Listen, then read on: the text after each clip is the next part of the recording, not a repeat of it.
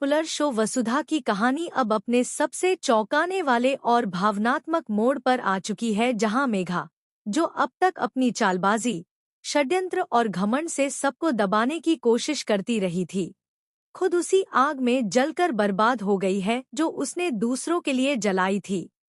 क्योंकि अब उस पर अपनी ही बहन करिश्मा को आग में जलाकर मार डालने का इल्जाम लग चुका है और इसी आरोप में उसे पुलिस ने गिरफ्तार करके जेल भेज दिया है। यह वही मेघा है जो कभी खुद को सबसे ताकतवर समझती थी, जिसने चौहान परिवार को तोड़ने की कसम खा ली थी, जिसने करिश्मा को अपनी साजिशों का मोहरा बनाया। लेकिन अब हालात ऐसे हो गए हैं कि वह खुद रो रो कर अपनी हालत पर तरस खा रही है और जेल में बैठे बैठे सोच रही है कि आखिर उससे कहाँ गलती हो गई। लेकिन अब पछताने से क्या फायदा जब उसकी बहन करिश्मा इस दुनिया से जा चुकी है और परिवार उसके खिलाफ हो चुका है। क्योंकि उस दिन जब करिश्मा आग की लपटों में घिरी हुई थी, मेघा वहीं पास में खड़ी थी, लेकिन उसने कोई मदद नहीं की, कोई चीख नहीं मारी, कोई पानी नहीं फेंका, कोई हाथ नहीं बढ़ाया, बस चुपचाप देखती रही। और यही उसकी सबसे बड़ी गलती साबित हुई, क्योंकि वहीं मौजूद चंद्रिका ने पुलिस को फोन कर दिया और जब पुलिस मौके पर पहुंची तो उन्हें न केवल मेघा की खामोशी पर शक हुआ, बल्कि पहले से ही घर में चल रहे तनाव और बहसों को देखते हुए उन्हें यही समझ आया कि यह जानबूझकर किया गया कृत्य है। पुलिस ने मेघा को हिरासत में लिया और अब वह सलाखों के पीछे है, जहां उसकी आंखों से आंसू थमने का नाम नहीं ले रहे। वह बार बार कह रही है कि उसने कुछ नहीं किया, लेकिन उसके आचरण और परिस्थिति ने उसे दोषी बना दिया है। अब चौहान परिवार भी उससे पूरी तरह मुंह मोड़ चुका है, कोई उसका नाम नहीं लेना चाहता, सबका दिल टूट चुका है।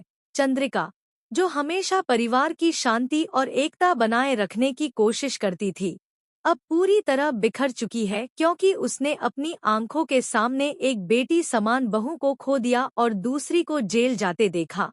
शो में यह ट्रैक जहां एक और बेहद भावनात्मक है, वहीं दूसरी ओर दर्शकों को सोचने पर मजबूर करता है कि क्या वास्तव में मेघा ने करिश्मा की हत्या की या वह किसी बड़ी साजिश का शिकार हुई है। क्या करिश्मा की मौत कोई प्लान्ड मर्डर था या फिर कोई हादसा जिसे मेघा ने बस चुपचाप देखा और अब अपनी चुप्पी की सजा भुगत रही है। आने वाले एपिसोड्स में यह रहस्य जरूर खुलेगा, लेकिन फिलहाल तो कहानी ने यह स्पष्ट कर दिया है कि मेघा का घमंड टूट चुका है, उसकी साजिशों का अंत हो चुका है और उसका चेहरा पूरी तरह बेनकाब हो गया है। अब उसका कोई साथ नहीं है। चौहान परिवार में अब एक नई एकता दिख रही है, जहां सभी सदस्य मेघा के झूठ और धोखे से बाहर आकर एक बार फिर एकजुट हो गए हैं। लेकिन सवाल अब भी बरकरार है कि क्या मेघा सच में दोषी है? क्या उसके खिलाफ सबूत मजबूत हैं? क्या अदालत उसे दोषी साबित करेगी या फिर कहानी में कोई ऐसा मोड़ आएगा जो सबको चौंका देगा?